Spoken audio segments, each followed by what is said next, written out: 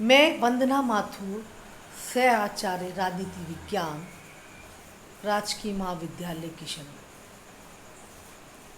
प्रिय छात्रों, आज हम अरस्तु के दास्ता संबंधी सिद्धांत का अध्ययन करेंगे।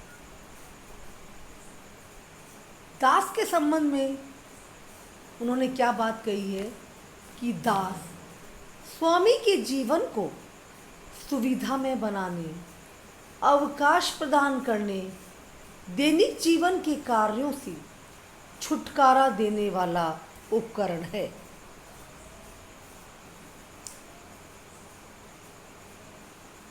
ताकि स्वामी सद्गुणी जीवन व्यतीत कर सके, विवेक और बुद्धि का विकास कर सके तथा नागरिकता के कर्तव्यों को निभा सके। जिस प्रकार वीणा आदि वाद्य यंत्रों की सहायता के बिना उत्तम संगीत उत्पन्न नहीं हो सकता, उसी प्रकार दासों के बिना स्वामी के उत्तम जीवन का तथा बौद्धिक एवं नैतिक गुणों का विकास संभव नहीं है।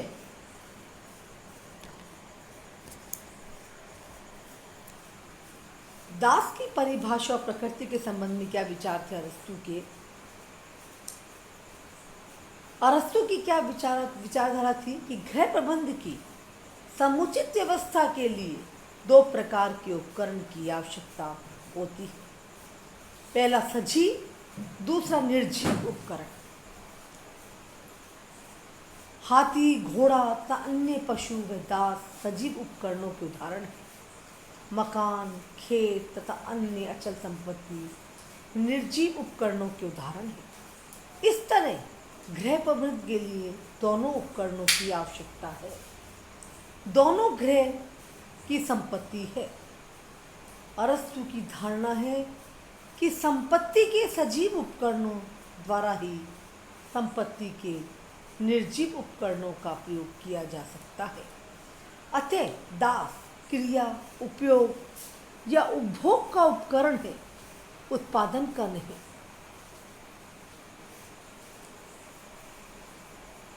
दास की परिभाषा देते हुए अरस्तु ने क्या कहा है कि कोई व्यक्ति जो प्रकृति से अपना नहीं बल्कि दूसरे का है, प्रकृति से दास है। कोई व्यक्ति जो मानव होते हुए भी संपत्ति की वस्तु है, वह दूसरे का है। दासता के संबंध में उन्होंने एक बात क्या कही है? दासता के दो प्रकार बताए हैं। स्वाभाविक दासता, नेचुरल, दूसरी वैधानिक दासता, लीगल। स्वाभाविक दासता के बारे में उन्होंने क्या कहा है? कुछ व्यक्ति जो जन्म से ही मंदबुद्धि, अकुशल व अयोग्य होते हैं, वे स्वाभाविक दास होते हैं।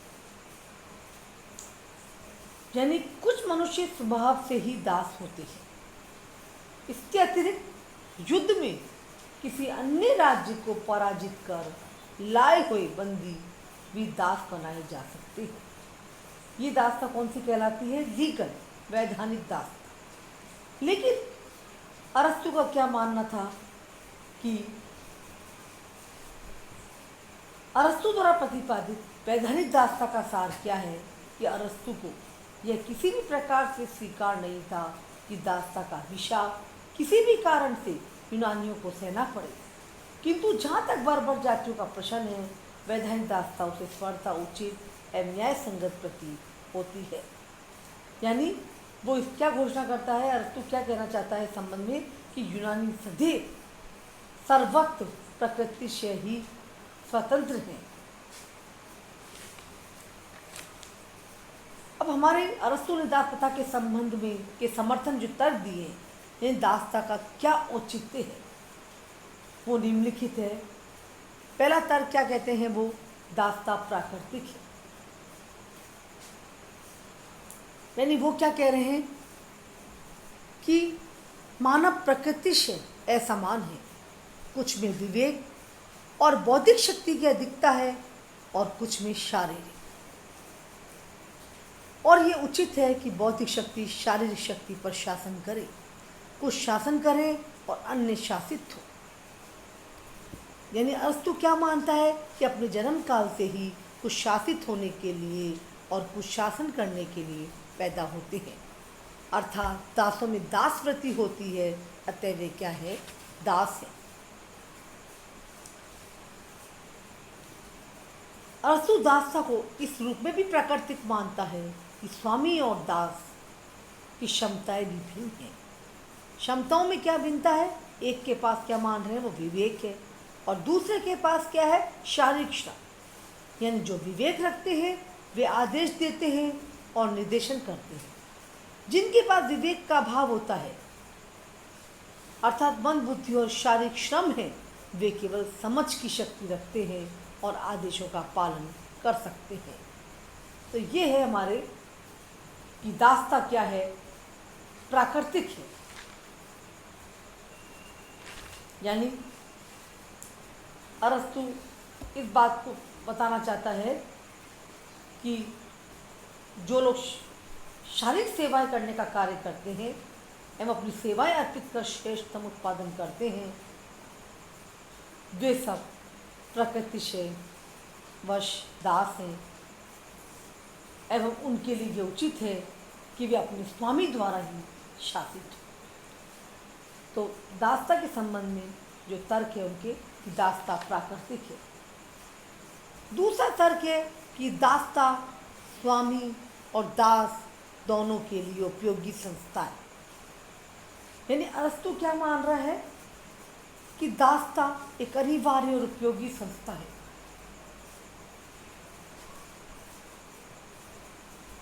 अनिवार्य इस रूप में है कि परिवार के उद्देश्यों को दोनों स्वामी और दास की संबंधता से ही प्राप्त किया जा सकता है।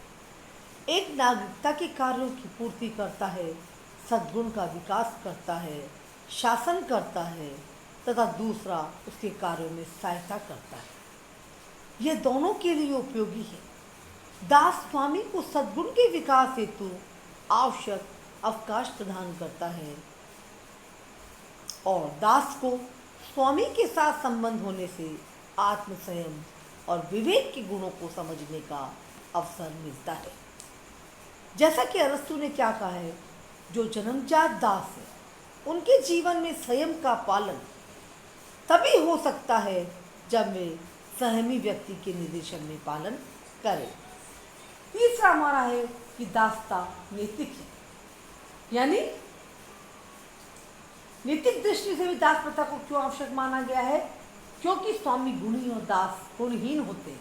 अतः स्वामी के कर्तव्य है कि दासों के प्रति स्नेहपूर्ण और दयालु रहे तथा दास का काम है कि वे स्वामी की आज्ञा का पालन करें। यानी अरस्तु क्या कहता है कि दासों में गुणों का उत्पन्न होना तभी स्वाभाविक है जब स्वामी और दास दोनों का संपर्क हो।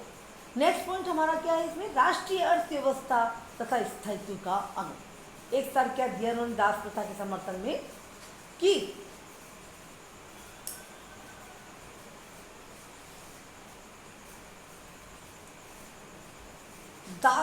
यानी उस समय क्या स्थिति थी, यूनानी नगर राज्यों में दासों का एक बहुत बड़ा वर्ग होता था और सारी अर्थव्यवस्था इन पर टिकी हुई।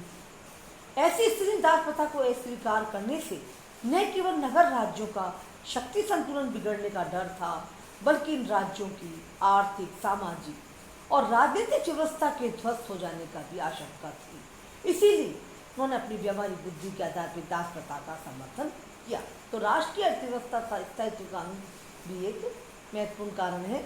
नेक्स्ट है हमारा दासता संपूर्ण समाज के हित में, यानी स्वामियों तथा दासों के अतिरिक्त संपूर्ण समाज के दृष्टिकोण से भी अरस्तु दास प्रथा को आवश्यक और हितकर मानता है। नेक्स्ट है हमारा विवेक के दृष्टिकोण से भी दास प्रथा का औचित्य है।